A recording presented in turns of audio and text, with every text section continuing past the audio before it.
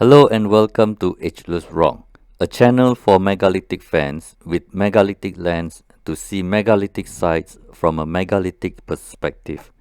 Today, we are going to check out a megalithic temple far from the famous Angkorian city. It is called Banteay Prei Nokor Temple. Cambodia has many megalithic temples and this one is unique in its own way. The naming of this place can be confusing. Banteay means fortress, Prei means forest. Nokor, with the Sanskrit origin of Nagara, can mean city or kingdom. So imagine a city with a fortress in a forest. If you finish touring the famous Angkor Wat and done looking at temples in Angkor, you might want to spend a 5-hour drive to Banteay Prei Nokor, which is approximately 250 kilometers southeast of Angkor. At the tip of the pin, there is a temple with a beret. Siem Reap province and Kampong Sim district can cause a little bit of confusion. The temple and the beret can be pretty confusing in terms of location. The temple is in Kampong Sim district and has nothing to do with Siem Reap province. However, the beret is in Kampong Cham district. Both Kampong Sim district and Kampong Cham district are in Kampong Cham province. Even more confusing is that the locals call this Nokor Bache, and there is a temple inside called Wat Nokor. So if you follow Google Map looking for Banteay Prei Nokor, you might end up in the beret of the adjacent district. The laterite wall of the fourth enclosure is 420 meters long by 370 meters wide. This is an impressive 155,400 square meters or 38.4 acres of land clearing of thick rainforest using primitive tools. From the satellite view, I think there was a moat that surrounded the laterite wall. The evidence I can rely on is on the eastern wall at the entrance. You can zoom in and see that there are embankments on the side of this body of water. It is approximately 15 meters wide. Pretty impressive if they actually dug a few meters deep for about 1.6 kilometers long. Bear in mind that there isn't any article written that I can find on this moat. Banteay Prei Nokor comes with a third laterite enclosure measuring 135 meters long by 105 meters wide. It has gopura entrances on all sides, and the largest is at the eastern side as this is an east-facing temple. The second enclosure is about 60 meters long by 50 meters wide. The gopura is badly damaged and you can see the background because it is without a roof. It is guarded by two dwarapalas. Measuring from Google Earth, the first enclosure is about 42 meters long by 34 meters wide. The gopura is immediately behind the second enclosure and is also badly damaged. Two dwarapalas have been standing here for about 1,000 years waiting for you to pay them a visit. The credit for construction goes to King Suryavarman II.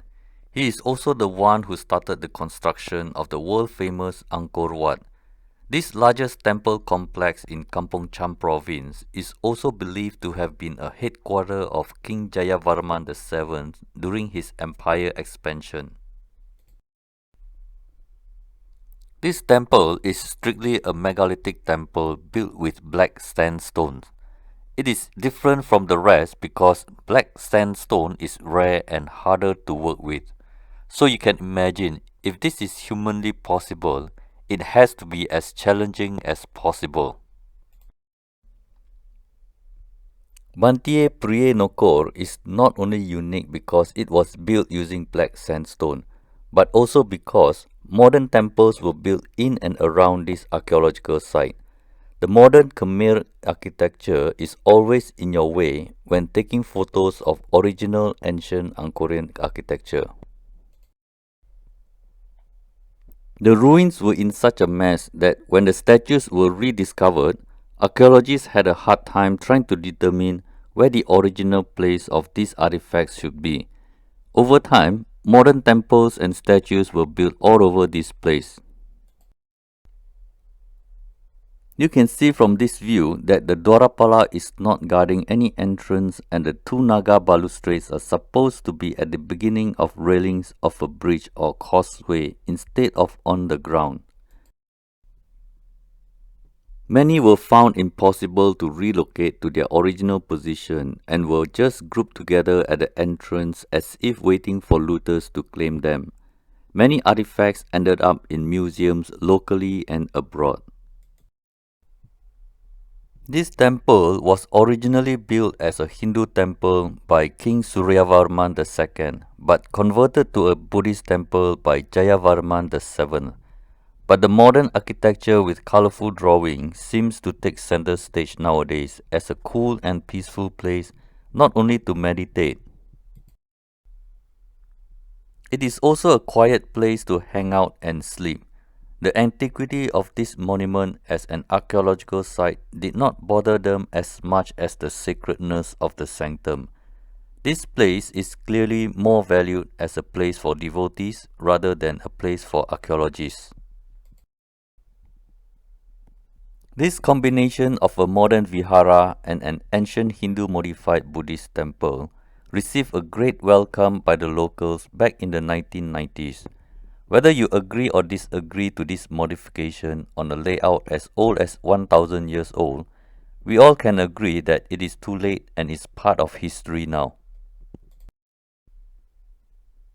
The materials used here are mainly black sandstone and laterite, but the blend between the two is rather beautifully combined, like a seamless flow of poor quality materials on the right and high quality materials on the left.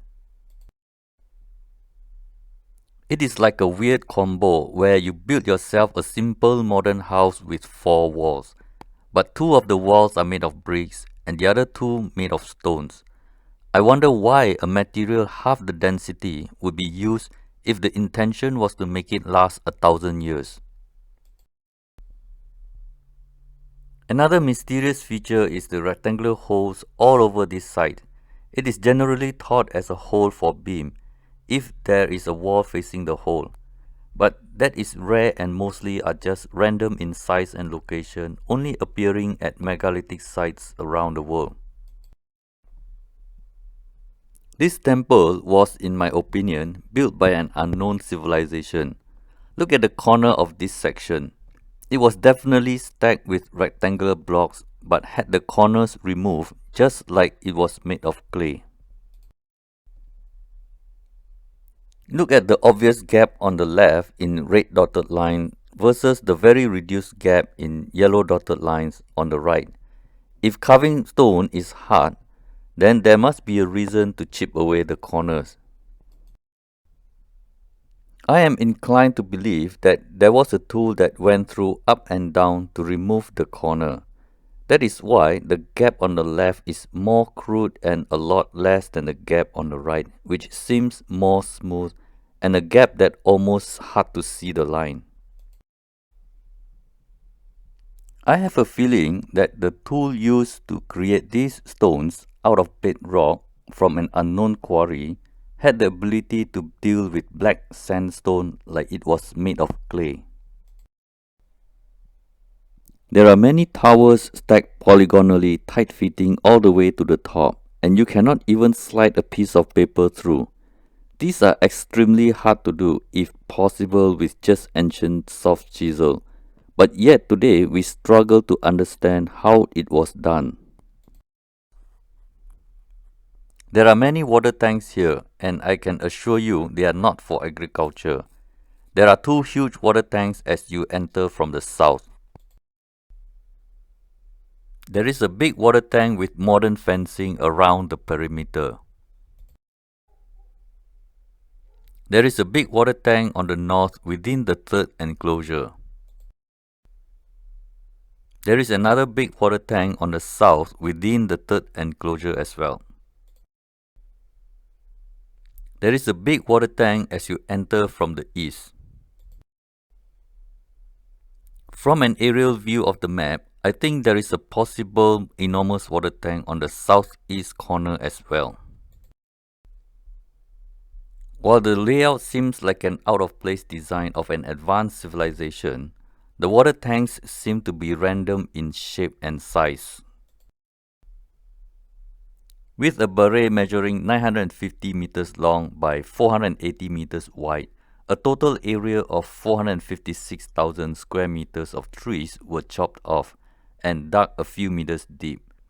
I can't help but to see the connection of yin and yang energy concept as the primary intelligent design.